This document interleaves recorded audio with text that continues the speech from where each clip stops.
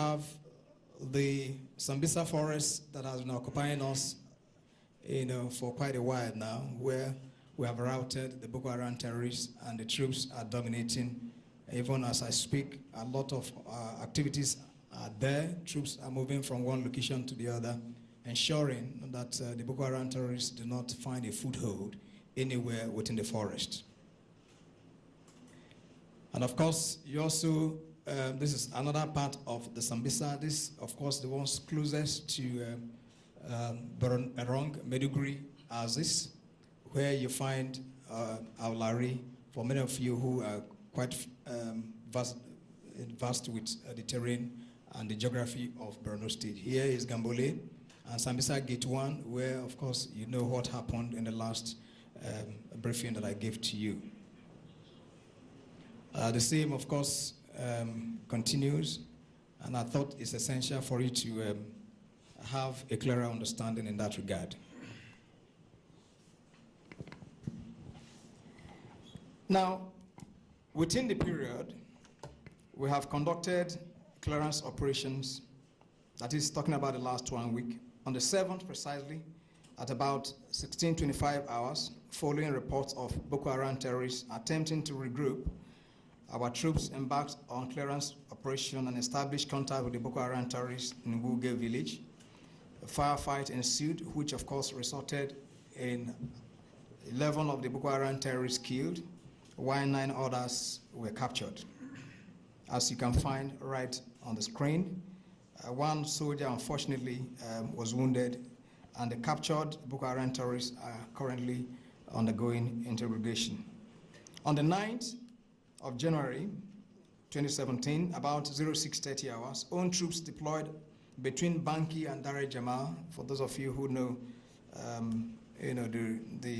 the road to Banki, conducted clearance patrol towards a known Boko Haram terrorist crossing site, and of course had encounter with insurgents at about 07:15 hours. The insurgents fled, on sighting the troops, and of course they abandoned one Honda motorcycle as well as 6 jerrycans, each of them 25 liters, that of course contain AGU. That of course was destroyed in situ. On the 5th, at about 07:45 hours, own troops in conjunction with civilian JTF conducted clearance operation along Damasak-Gashiga Road. Now the troops successfully cleared Duoma, Asaga, Gashiga, and other surrounding villages.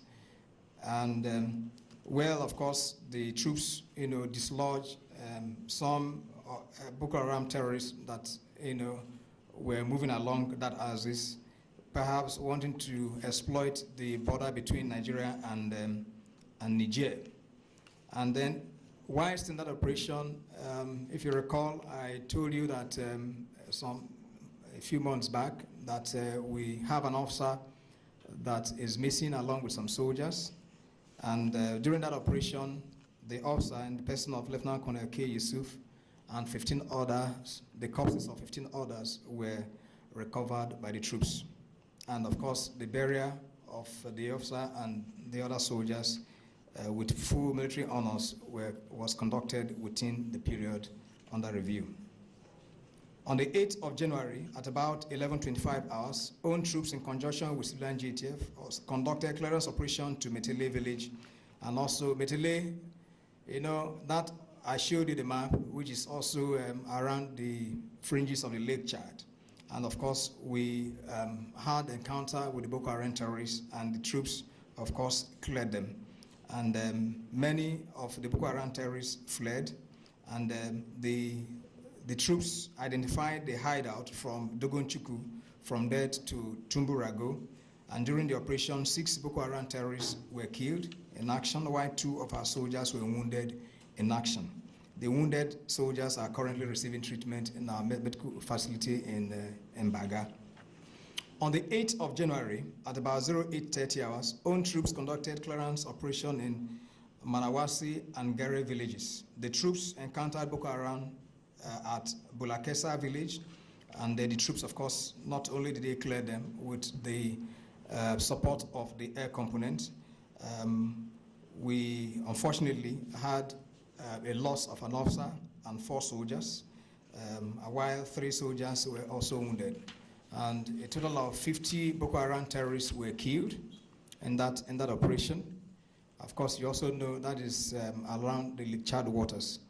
And we recovered several weapons, including AK-47 rifles and, of course, grenades, and as well as capturing 9 Boko Haram terrorists, 9 of them adults, and 18 minors. Those that we captured, of course, they are undergoing interrogation in our facility. Now, also within the period, we have made arrests of Boko Haram terrorists. On the 3rd, precisely, at about 12:40 hours, 4 women and 13 children were apprehended by vigilantes in Buniyadi and later handed over to the troops. Now, our investigation revealed that the women were wives of the Boko Haram terrorists who fled Sambisa Forest as a result of our operations. All the suspects are currently in our custody undergoing interrogation. On the 9th, a surrendered Boko Haram terrorist identified a male sympathizer. And of course, this was from the operation that we conducted, from 8 Div AOR, which is towards the Lake Chad. And he now, incidentally, identified one of the wives of Boko Haram terrorists, and then the other 2 who he also claimed or told us that is also another wife of an Amir of the Boko Haram terrorists. Of course, we are carrying out investigation to find out the veracity of that claim. And of course, from the woman too, we have gotten some vital information, which of course has helped us in the operation that we're currently conducting around Chikingudu. On the 4th, at about 1300 hours, own troops at Katarko, while on patrol along Gujba, Nanamaji Road, arrested 4 Boko Haram terrorists, suspects that were fleeing from Talala. Their names are Baba Gana. Again, if you don't mind, I'll leave out their surname, but of course, he is from Hong, in Michika local government. Then another Usman from Funtua in Katsina State, Mortala from Kofa Gombe, and Sanusi from Sakwaya in Jigawa State. Arrested suspects are in our custody undergoing further interrogation. Now, on the 5th, about 10:30 hours, own troops and civilian JTF arrested 4 Boko Haram terrorist suspects at Shiwari village ahead of own checkpoint, following a tip-off that there are some Boko Haram terrorist elements. Of course, they are Amirs that were lurking around. The suspects are Modu, Maye, Usman, and Malum. During the investigation, some locals, of course, identified Modu as the one who used to provide medical treatment to injured Boko Haram terrorists and had been wielding AK-47 rifle on several occasions. The other 3 suspects claim they were abducted by the Boko Haram terrorists, but only spent few days in their camps. The suspects are all from Dagumba and Gumshi in Mafa and Dikwa local government areas, respectively. The suspects are in custody and currently undergoing further interrogation. Now, on the 3rd, at about 14:30 hours, own troops in conjunction with civilian JTF arrested 4 suspects also, Usman, Wakil, Biye, and Memusa.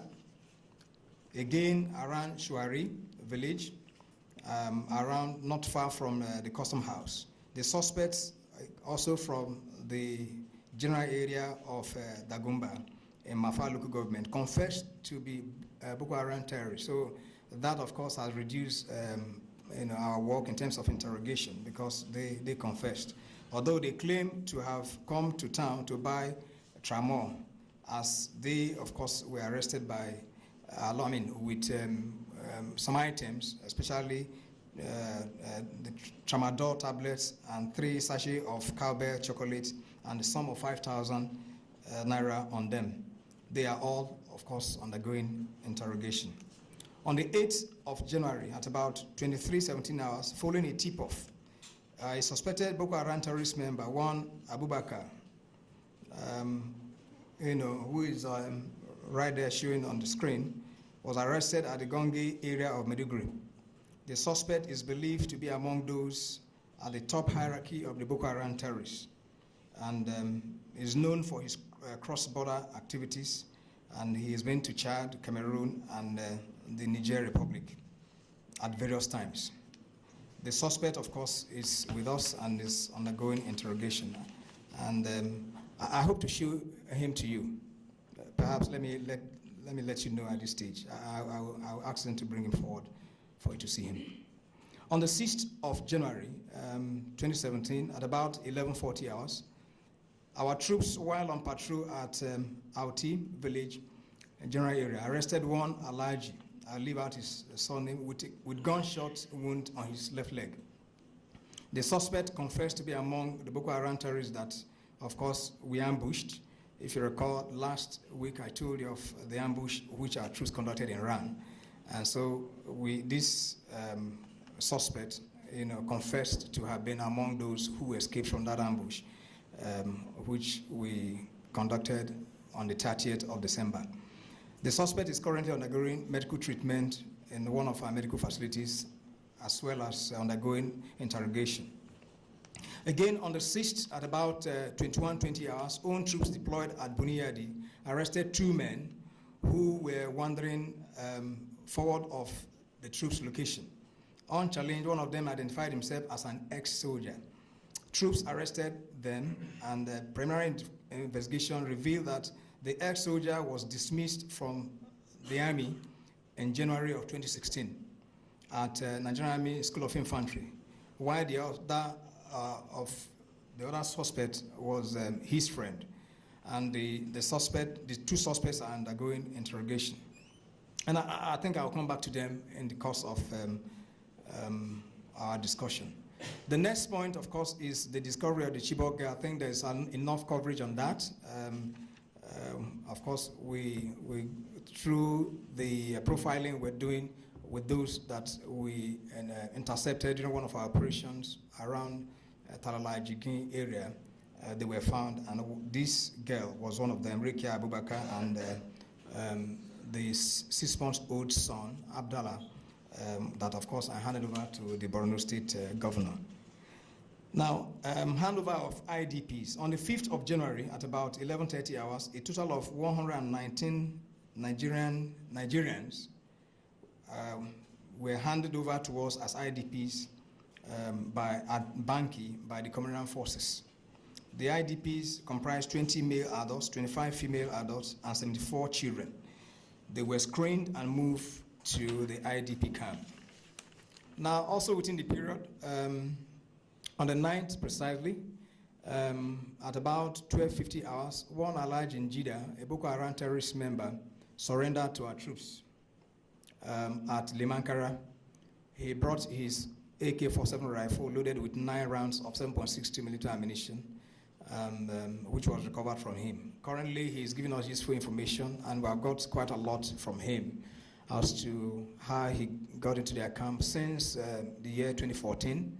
His village is Limankara, and all the places where they've taken him to, the kind of training they've given him, and what, of course, has been the impact of our operation in Sambisa, what made them to run away and all that. So he gave us quite a lot to know that they are in disarray.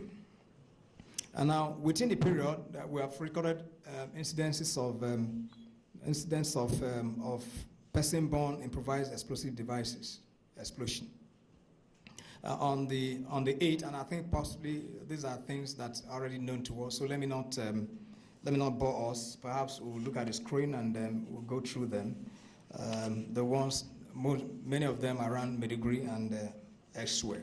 So perhaps run through the screen just for want of time. This was the case of the 2 around Muna Park that carried AK-47 rifles, which of course one of them shot at a civilian JTF, and were able to recover the rifles after killing the second one.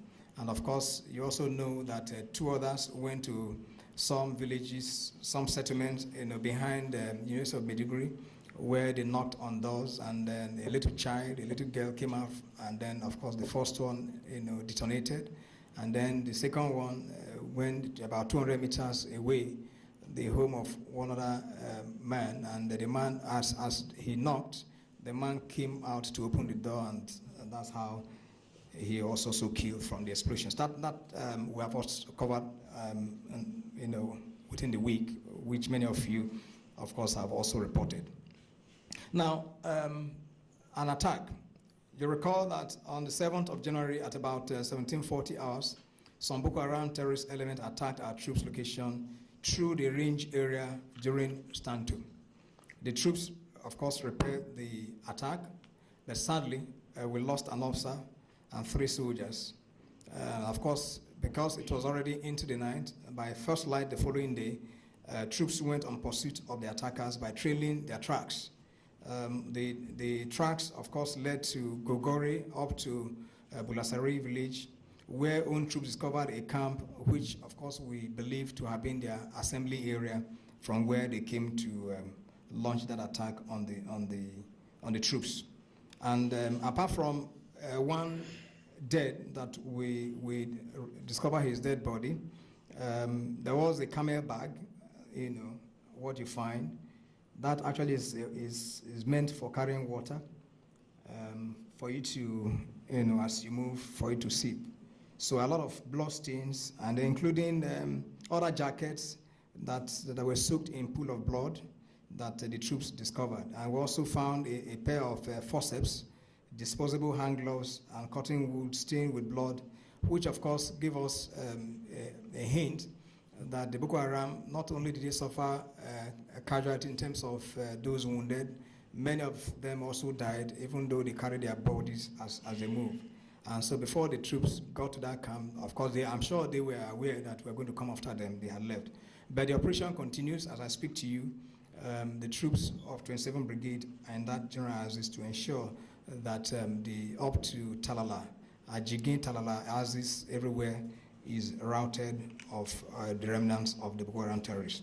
We equally recovered some dim guns from the location, as well as Motorola handheld radios, which they used. Let me possibly at this stage also indicate that last night we had an attack. We also have troops in Marte. There's Old Marte and New Marte. So we have a forward operating base in Old Marte, and we also have a deployment in Marte, in New Marte. The troops last night, about 9:05 in the night, were attacked by those Boko Haram terrorists that want to link up to their colleagues around the Lake Chad. And then in the process, we lost 2 soldiers and 4 were wounded. And of course, we killed several of them. I just thought I should mention it. The details in terms of pictures, because it happened just in the night, this past night, I have not received them. So that is on the way. Now, recovery of Boko Haram terrorist items. Can I have that? Following our operations, part of what we are doing in Sambisa Forest, I told you we're doing exploitation. And a lot of things, of course, were recovered. And I would like you to focus your attention here.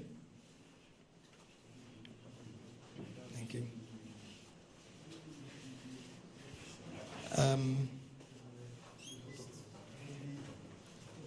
You could see that this loot, the way we captured this one actually is from Chikungudu, from 8 Task Force Div area. Now the way these things are, thank you. I'm sure you know that the person is not settled. This person is on the move. Now this was actually all these ones were gotten from Sambisa. This, of course, you know what it is. And then we also found out, of course, by my colleagues helped me to interpret that this is an adulterated hadith, because hadiths are not supposed to be written, or are not supposed to be, copied. Am I right? But that's precisely what you have here. Now, what you also have here is a set of presses that tells you how to use various armaments.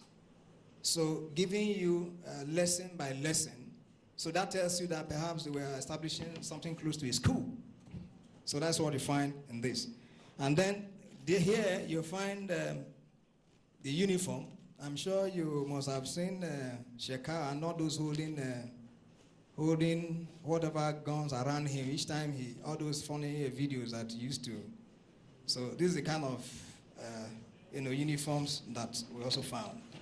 Here you find these are lesson notes, how to make bombs and IEDs. That's what is contained here.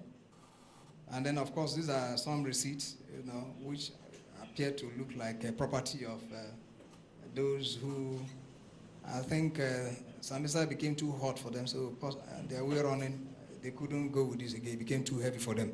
So just for you to have an idea as to some of the recoveries we made. Of course, these are outside of other logistics items and weapons that we have gotten from our exploits in the entire area. Now, maybe, I told you that I was going to display, where is Freedom? I have, I'm going to show you two criminals. I call them criminals because we are still going through the process so that, until they become repentant, they remain criminals. The first one is the one that I told you that is an Amir, and at the same time, he has been interfacing across the border. Nigeria, Cameroon, Chad, running different errands for the Boko Haram terrorists. Put them there. How are you? Oh, okay, so you can greet now. So, all right, face them. All right, so one of them, of course, is also the one that treats the Boko Haram terrorists. He runs something close to a medicine shop, a patent medicine shop, and then he has also had some studies in medical technology, something related field, so that has to do with medicine. So he felt he has qualified as a medical doctor, so he treats them as a doctor. So here you find two of them. Currently, they are still undergoing interrogation, which we felt you need to see them. Okay, so he take them away. Now, within the period, of course, the summaries of arrest and surrender is right on the screen, and I think we need to make haste. 963, and then 2 surrender within the past 1 week. That is the total breakdown. Now, I will take a pause here and invite my colleagues, both starting with the Maritime Component Commander, to come to, just give us a snapshot of what he has been doing and what the Maritime Component has been doing for as far as this. I felt that I need to bring them in at this stage. Thereafter, the Air Component Commander will also speak for just 5 minutes.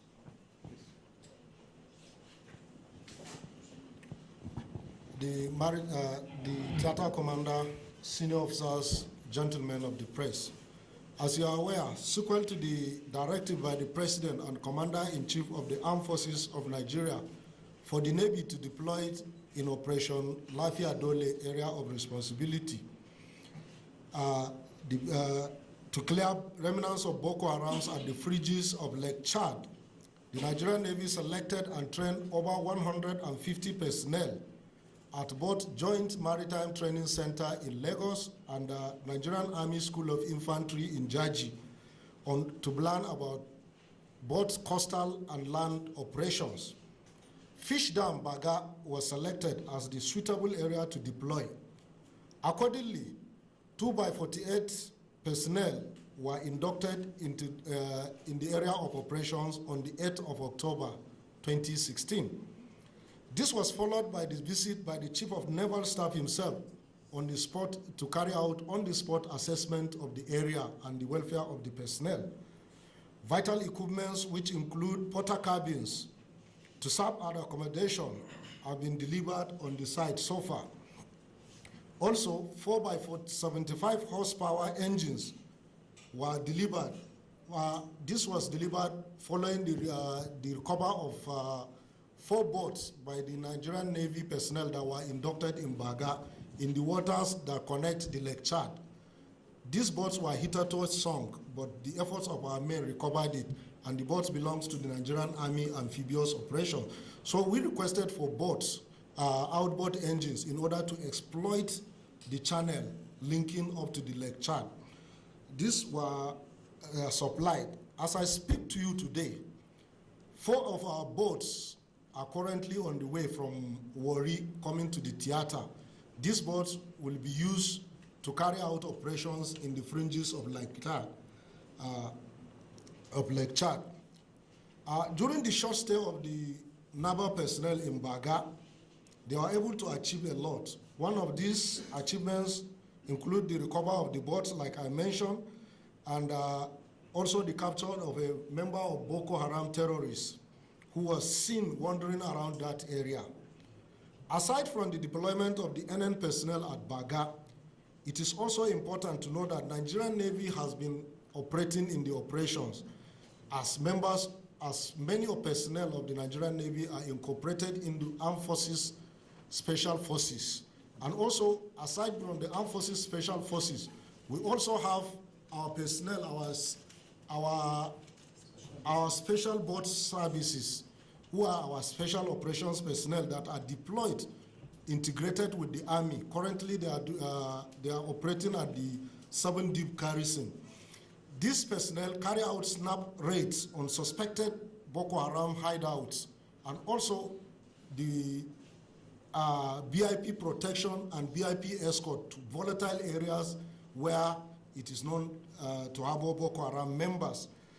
The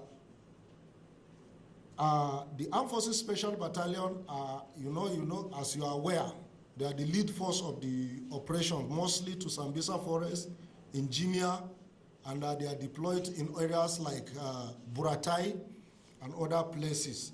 So currently, we have taken delivery of some items from the Nigerian Navy, as displayed on the screen.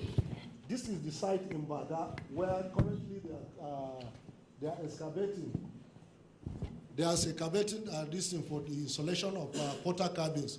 This is the construction of the outpost observation post, and you could see this is a sample of the porter cabin and the personnel that are the laborers that are working in the site to ensure the successful installation of these equipments. This is the water linking the Lake Chad. Currently, the NN is exploiting to see whether it is navigable or not, pending the arrival of the boats that are arriving today. And in addition to that, the remaining personnel of the Nigerian Navy that will make up a full complement deployment are arriving this evening or tomorrow morning. Thank you very much. Permission to say.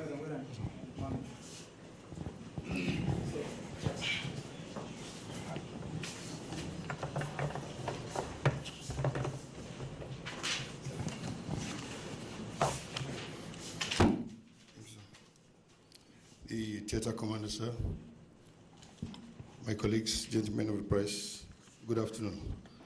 Let me seize the opportunity to thank the theater commander for this opportunity. As you are aware, the Air Component, I'm Air Commodore Charles Owo, the Air Component Commander. The Air Component continues to conduct a wide range of air operations necessary to support the ground forces. My task this afternoon is to update you on the missions conducted within the period under review. During the past week, the Air Component carried out air interdiction, close air support, intelligence, surveillance, and reconnaissance, tactical airlift, and arm braking. So we'll go to the missions conducted, beginning with air interdiction. The air interdiction missions were carried out by the F-7 and the Alpha jets against critical and time-sensitive BHT targets to neutralize them before they are brought to bear on own troops. Within the week, we carried out 7 air interdiction missions in 10 sorties with a total flight time of 11 hours, 20 minutes. Although all these missions are significant, I just want to mention 2 for worth of time. On 4th January 17, we received an intelligence that a convoy of trucks and technicals were sighted around a location southeast of Sambisa. These targets were confirmed by our own ISI platform, so we immediately deployed 2 by Alpha Jet to intercept and immobilize these technicals, as you see on the screen. The Beechcraft also identified the hillocks loaded with suspended IED and BHT, and strikes were also conducted by 3 Alpha Jets on those.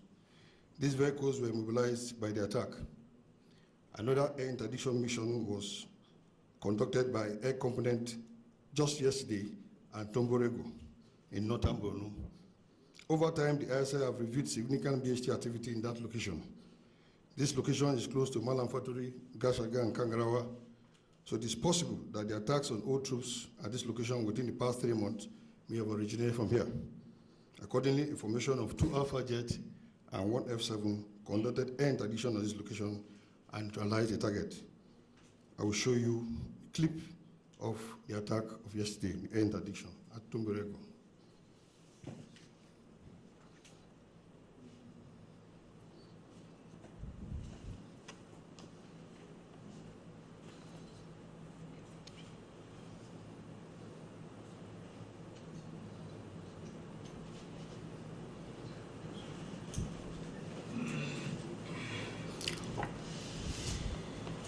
This was a place observed over time, a period of about 1 to 2 weeks. That was the first strike by the F7 yesterday. That is the effect you are witnessing. That's another one done by the Alpha Jet.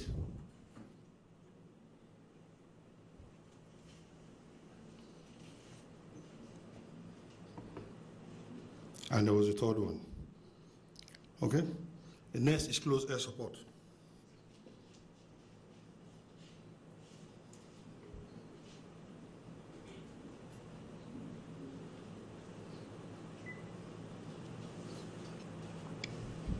Please hurry up time, please.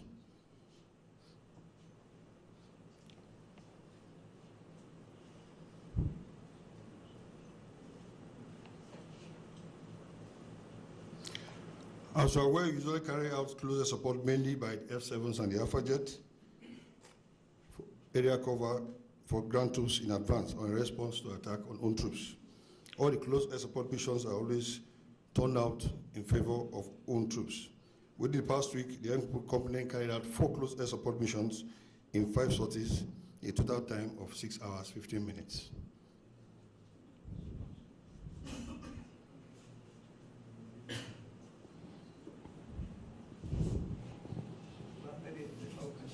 Yes. A good example of the close air support was concluded on the 6th of January 2017 in response to a report that troops of 119 Battalion came under attack at Dogochukwu while on patrol. The F7 immediately scrambled to provide close air support for the troops.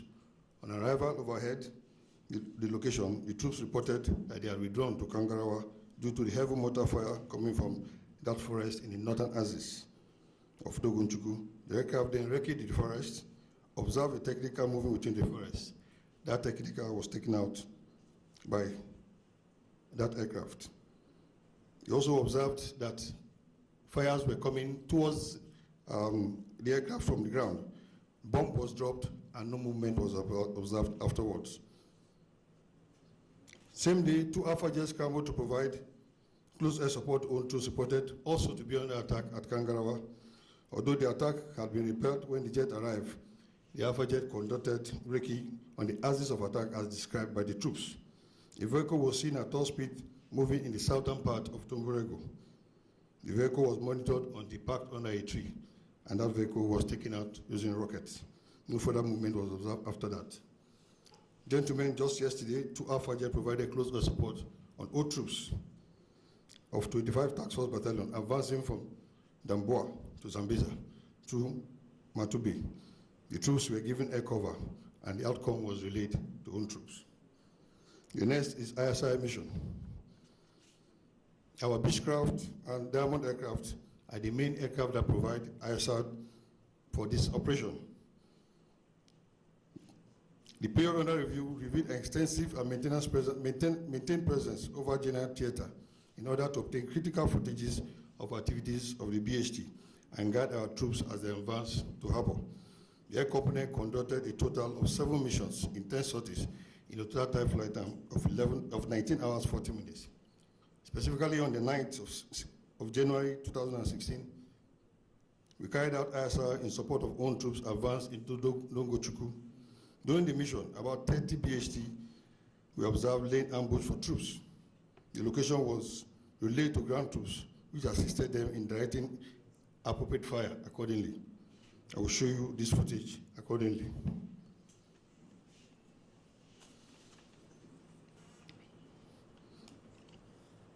This was communicated to the troops. The location, the distance, and the direction was given to ground troops, and appropriate fire was released by ground troops towards that location.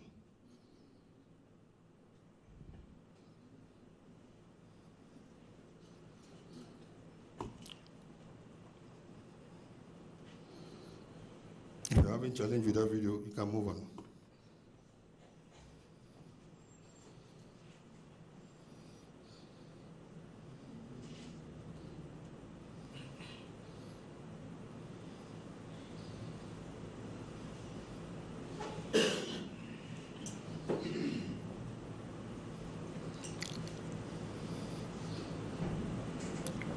You can see own troops raising fire towards that location, and the BHT were dislodged.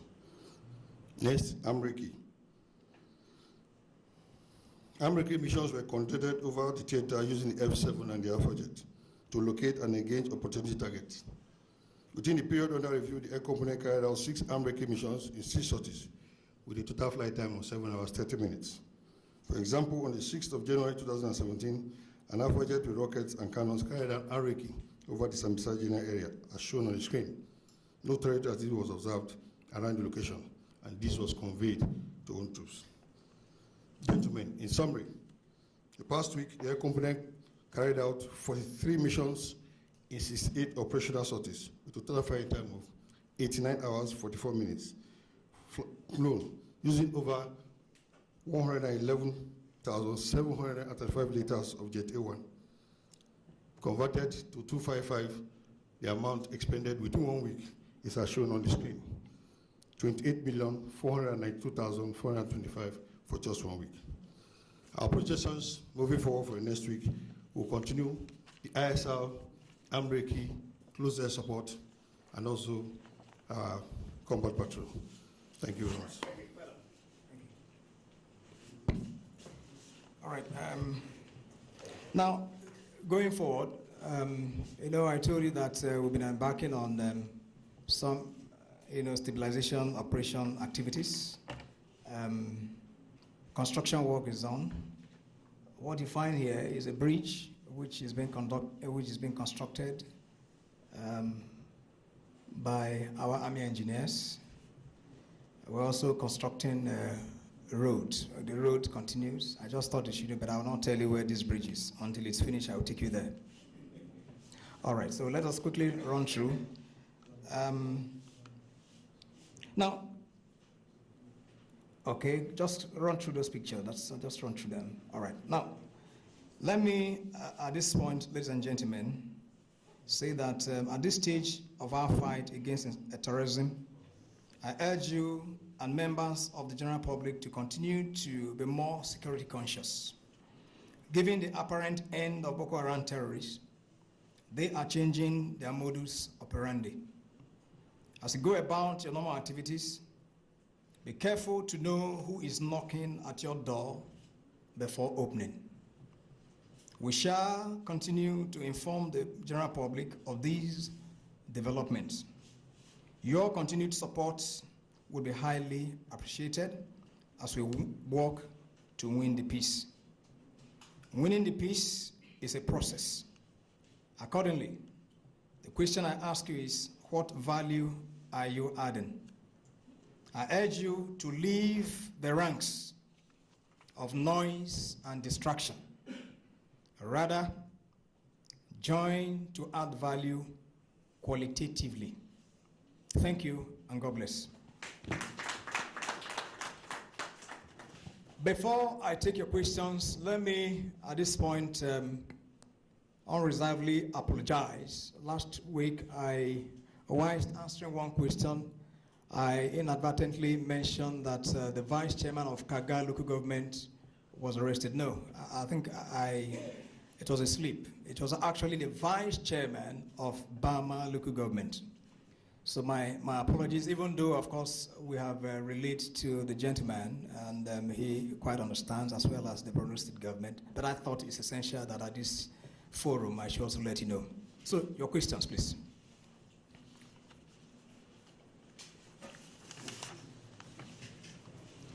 Very quickly, I think we have limited time. Let's have it down. Yes. The theater commander, sir. Abdul Karim Haruna is the name, Premium Times. Yeah. Sir, with this harvest of arrest Correct. within the last 1 week, and you told us that most of these arrested persons are undergoing interrogation, and large number of them are the vulnerable group, as women and children. So may we know from your ongoing investigation, what kind of narrative are they really giving? How did they get involved? Were they forced, especially the women, were they forced to join their husbands? The children, how are they also brought in? And are they really willing to expose their so-called husbands?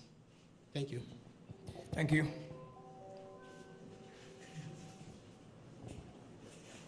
My name is Inua Alibaba, News Agency of Nigeria. Sir, I want you to shed more light about operation around Lake Chad, for instance, especially regarding areas like Krenewa and Marte, because that place is very, very important. Yeah. Are you from there? Inua, are you from Krenewa? My name is Maimuna Garba. Sir, to the maritime component, sir, is the maritime component focusing its operations on the Lake Chad only? Then. Don't worry, I'll answer that. Okay. Go ahead. My next question. Sir, now that most of the roads have been reopened here in Maiduguri, is there any restrictions on goods coming in from the liberated areas, especially the Gamborungala Maiduguri Road and Monguno Baga Road? Sir, my name is Michael Ulbudi with Disney. You said you will be entering Lake Chad very soon. Is the Lake Chad the new threat to Nigeria coming after Sambisa Forest? And why did it take this long for you to be entering Lake Chad?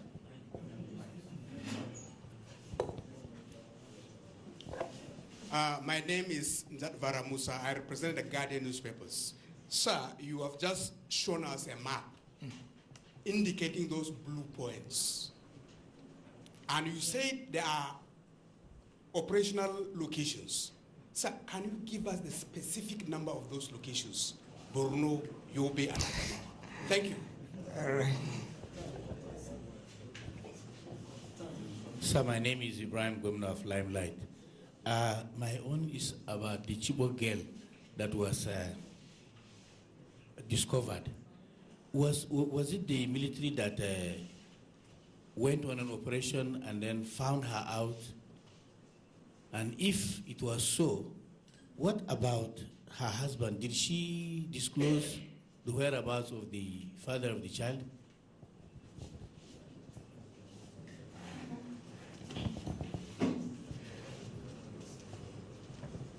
Sir, my name is Daud and I write for the pilot. Sir, among the Boko Haram terrorists, there are those who surrendered willingly to our troops, and there are those who you overcome in the war front and arrested them. What will their fate be the same thing, or they will be treated differently? Okay. Perhaps I can take this. Let me take these questions. I'll come back to the others. Abdul Karim, what narrative? Willing, now there are mixed narratives. Of course, some were forced, others were abducted. But of course, over time, because of the indoctrination, they more or less became fused with the ideology of the Boko Haram terrorists. So it means others, of course, against their, their will, have been kept behind bars. Well, I cannot tell you. Let me still leave, what we found out from them, whether they are willing to expose their husbands or not. I think it would be too premature to begin to give such information to the press. But I can tell you that from what result we've gotten, I think you should be able to make out, some sense that they are willing to cooperate to let us know into the mind of those behind the Boko Haram terrorism. But I think perhaps let me leave it at that. Operations around the Lake Chad, Krenoa and Mate was like. Part of the operation that I showed you, in fact, what you find there is around the shores of the Lake Chad. That box is the operations that are around there. Indeed, the 50 Boko Haram terrorists that were killed, from there is also from there. Now, I think that possibly leads to the next question, which the gentleman everybody asked, which asking whether the Lake Chad is the next threat, and why did it take us this length of time? Lake Chad has always been a problem.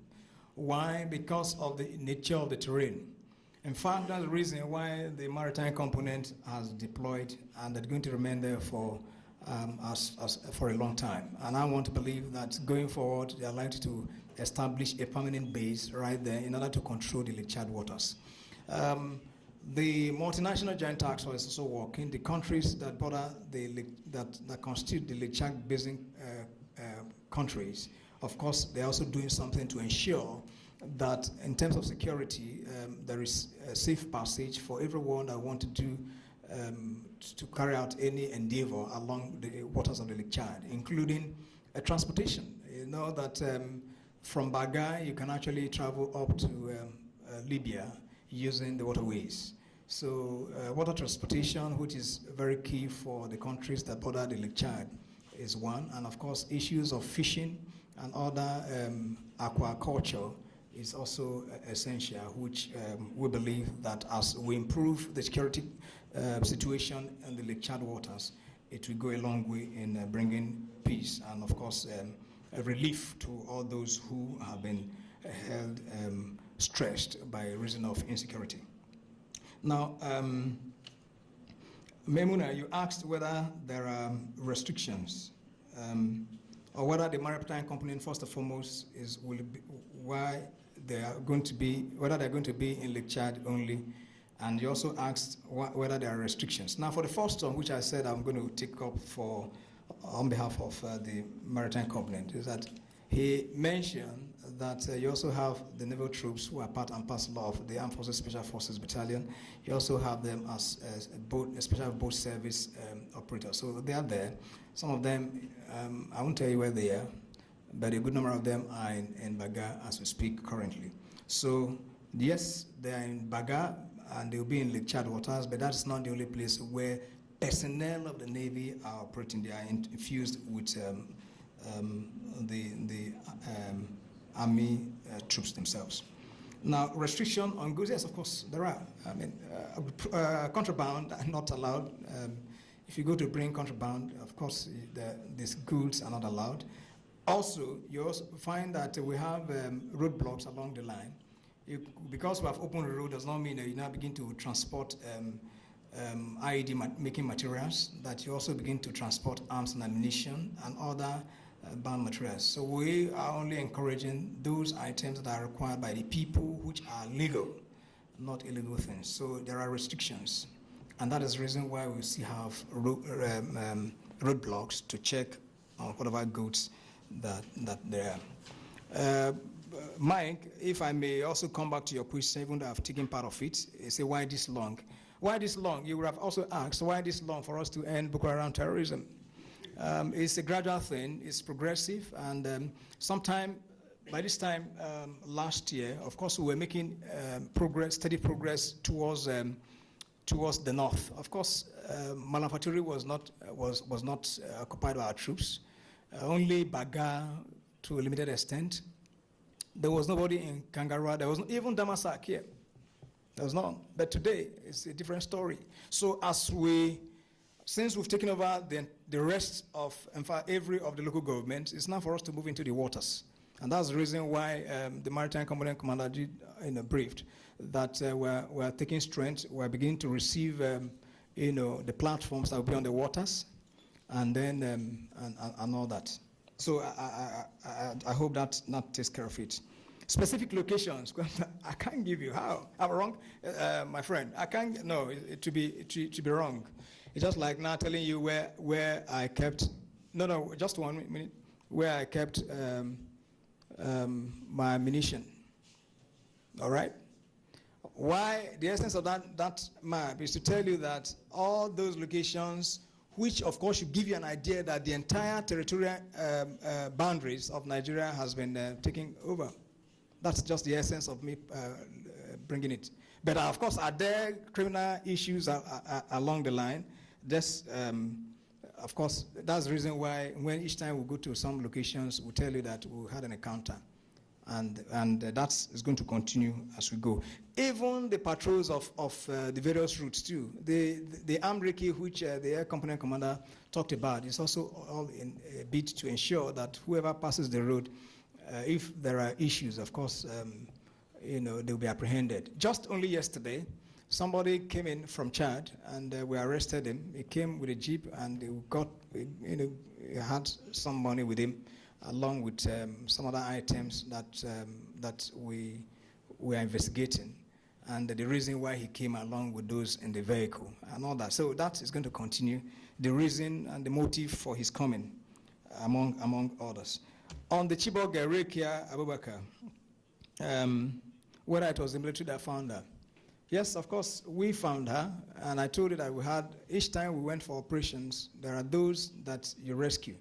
So it was whilst getting to base that they were being profiled, that in the course of profiling that she revealed that she's a Chibok girl. So that's it. Okay? But we must also understand that the civilian JTF and the vigilantes, at some point in our operations, they do they follow us to show us mostly the road because they are more familiar with the terrain. I don't know whether that, the father of the child, you want me to tell you what he has told us? I won't reveal that now, but we're doing something about it. And I recall that I was having a meeting with the General Officers Commandant here and the other security agencies when the news came. And of course, I showed them the picture and I made a comment. You will find out what that comment is. I will not tell you. Whether the question, of course, of whether they willingly, those who were arrested and those who were given, who took into custody, whether it was based on our arrest, and then whether those who willingly gave themselves up, whether the treatment will be the same. I'm not likely to give an answer to that at this stage. There is a process. I believe that in jurisdiction, in legal